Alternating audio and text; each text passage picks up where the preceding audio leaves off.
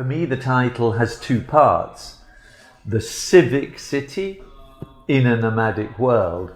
And I suppose it's this contrast between the stable. The civic for me is I am anchored in a place, and at the same time movement. So I was trying to discover a word that described movement in a way that could, in the people's imagination, trigger a thought. So nomadic are old nomads in Africa, in Mongolia.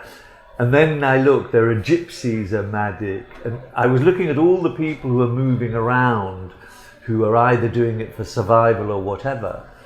And it did strike me that when you look at the different types of people who are moving around, they're moving around for all sorts of reasons. Are simply digital nomads. They can work anywhere. Others are expatriates. Others are the immigrants in places like the Middle East.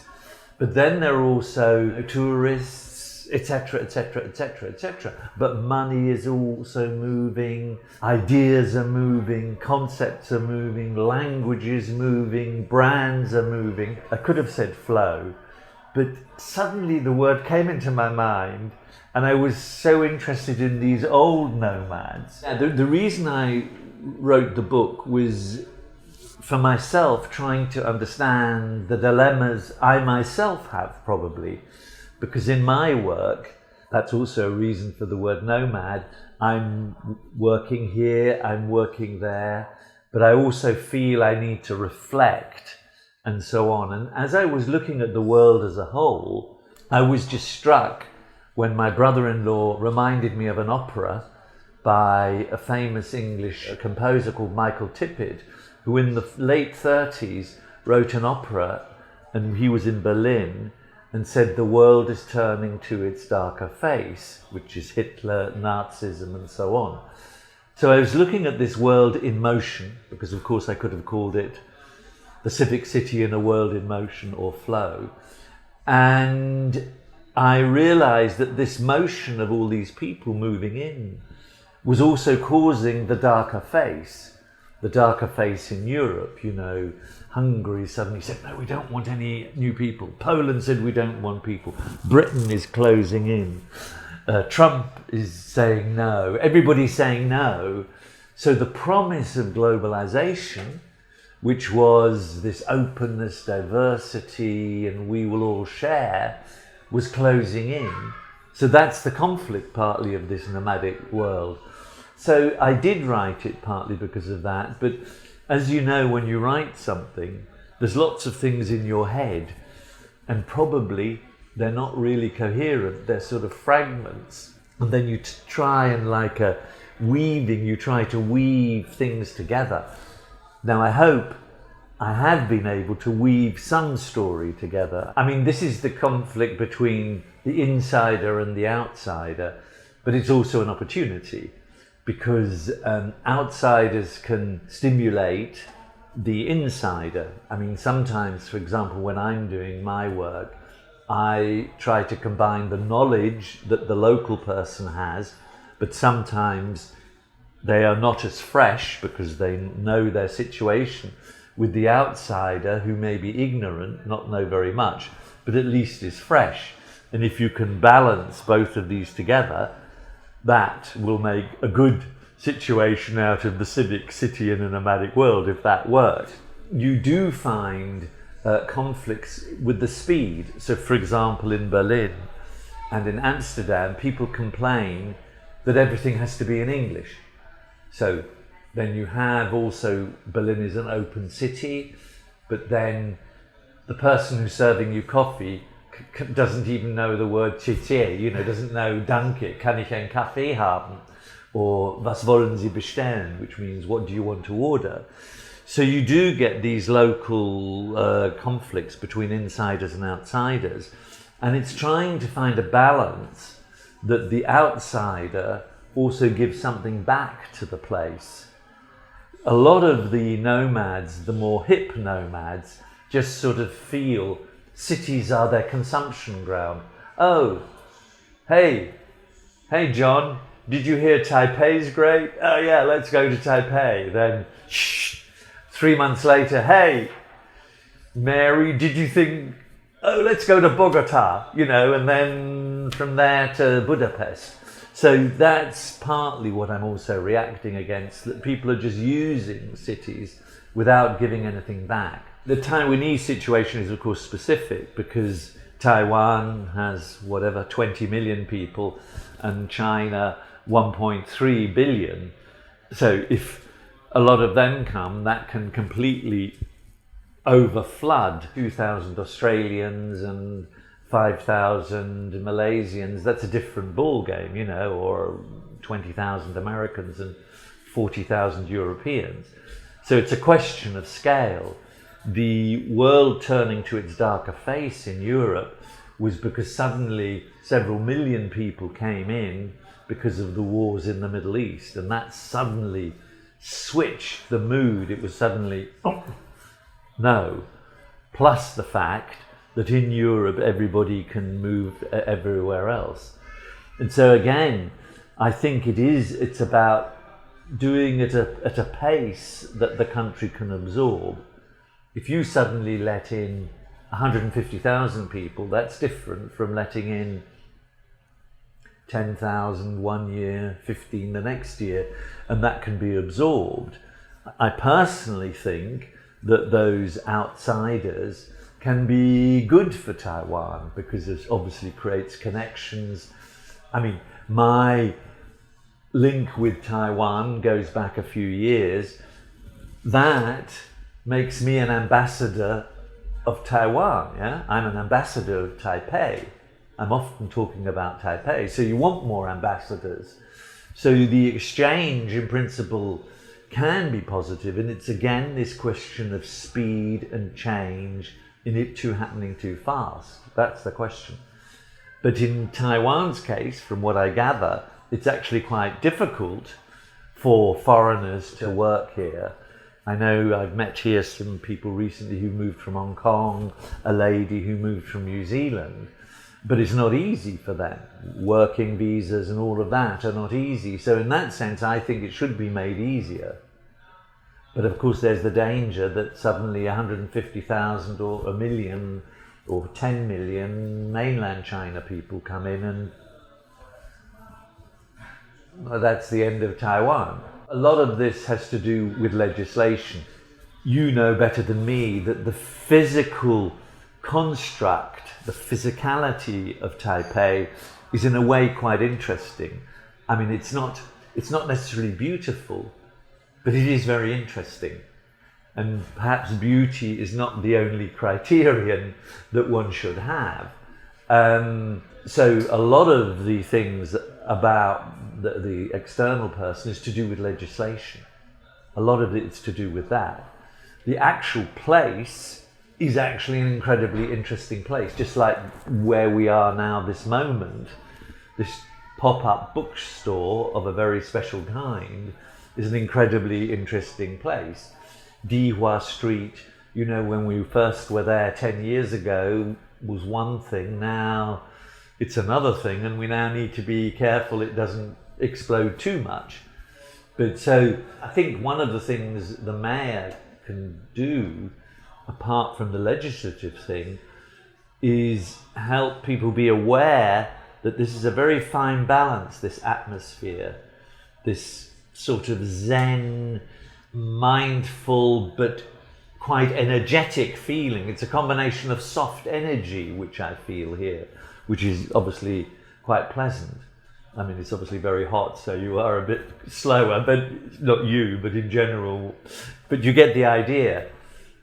So I think understanding the mayors always want something simple, like do this, do that, do this. What's good for me about Taipei is quite subtle. So the only thing that I can say is do this in this direct way is on the legislative front. Again, I think a lot of the things that need to happen are quite unglamorous. They're again to do with laws and bylaws and so on. So this more nomadic world where the traditional office is less the traditional office, and home could be the office, but of course third spaces are obviously the big thing, but there is a spectrum of what a third space can be, from simply I'm renting a place for 2 weeks, 2 months, a year. Now that again, traditional property development often doesn't have that flexibility built in. So there's a lot about how the classic developer works that they need to rethink how their contracts work. There's also a lot to rethink about how apartments work, because if third space is very important, then clearly apartments can change what they look and feel like. Complexes, I mean, I know in Berlin and Amsterdam, for example, there are new configurations of very small apartments, very big shared spaces. And that question of shared space, because many more people are wanting to work more independently, needs to be partly public space. So the whole thing about public space and what we mean as public space changes. And this affects not only, I think, private apartments, but also hotels. A hotel now, most trends is the rooms are getting smaller and smaller, the public space much more diverse. It effectively could be an office, it could be very many things. And I think planning needs to also adjust. So for example, this pop-up store makes more money through the coffee than the books. Another example is the biggest bank in Antwerp and the main headquarters of the Deutsche Bank in Berlin. You go in there and you think, is this a bank or a co-working space? Or they're having a poetry reading in the bank. What's going on? So that again is about legislation, that you can have a cafe in the bank. Do you see what I mean? These are all micro things that planning needs to adjust to the new atmospheres. I think there are bigger issues in planning which you're much more aware of than me, which is bioclimatic architecture, architecture blending better with nature. All of those things are then part of what the nomadic world is interested in, because of course the nomadic world people, they see lots of examples. And of course the whole Instagrammability of the world, if there's anything good, it's already on Instagram. So everybody knows, not everybody, but a lot of people know. So people have got these comparisons and therefore they demand these different types of spaces and places. So I think being an architect is an interesting profession at this moment, because I think somehow the building, it's not so much the building, it's the building and all of that together. So I'm not an architect, but if I was, I would find that interesting.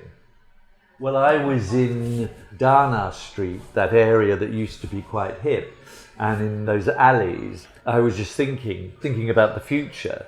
I know the hip things have gone somewhere else, but there's still a lot of interesting stuff there.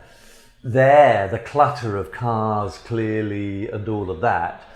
I mean, it would be in theory easy to improve that area just through urban design and, in a sense, making the street blend nearly into the semi-private. I mean, I'm always interested in the private, semi-private, public, and all these intermediary spaces I think are incredibly important.